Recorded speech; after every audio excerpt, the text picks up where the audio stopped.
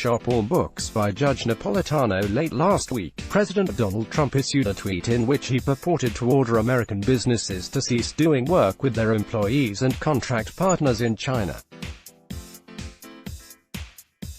He claimed he was exercising presidential powers pursuant to what he contended was the national emergency surrounding the trading relationship between the United States and China.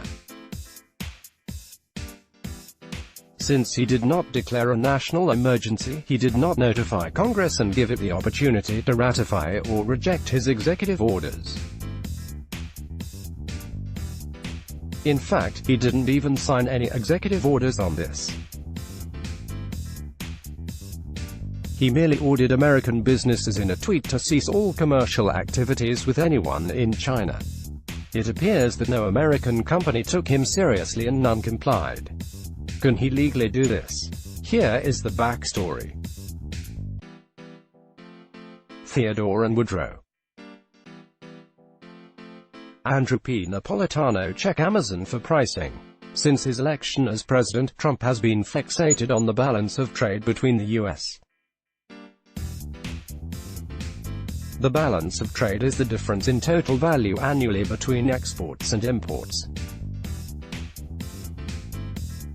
Thus, since American businesses and consumers purchase more goods and services from Chinese businesses than American businesses sell to the Chinese, the U.S. has a deficit balance of trade with China and China has a surplus balance of trade with the U.S. Stated differently, more goods made or assembled in China are attractive to American consumers and investors than goods produced here are attractive to Chinese investors and consumers. As well, investors from China are quite willing to finance goods made and assembled there to keep the cost low and their attractiveness to American consumers high. All of this has come about by the free choices of American investors and consumers. Is this trade imbalance detrimental to the American economy? In a word, no. But Trump has been willing to engage in the type of central economic planning he once condemned by making it more costly for Chinese businesses to sell goods to their American counterparts and American consumers. And he has done so by imposing tariffs upon American purchases.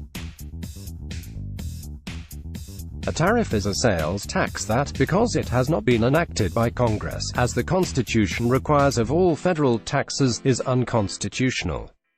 Trump has argued that tariffs on Chinese goods sold in America have forced the Chinese government to pay the equivalent of hundreds of billions of dollars to the U.S.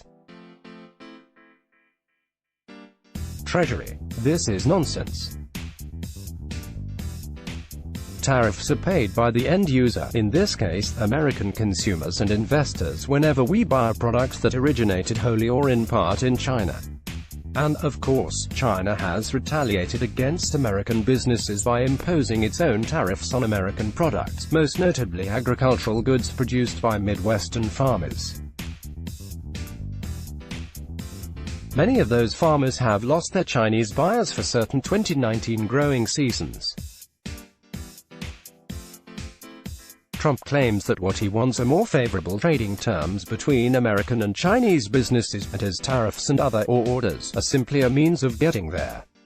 He does have a real argument that Chinese domestic subsidies and currency manipulation have put Chinese producers at an artificially unfair advantage over their American competitors. So what? Why shouldn't American consumers be able to take advantage of that? His tariffs are a remedy worse than the disease. The little guy gets hurt the most, often without recourse.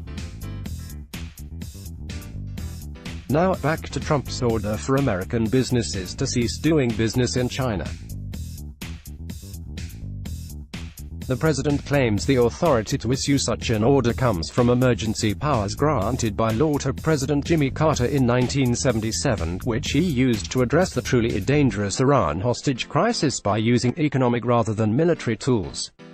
Carter wanted to prohibit American businesses from selling certain goods to businesses in Iran to coerce the government into releasing the American hostages.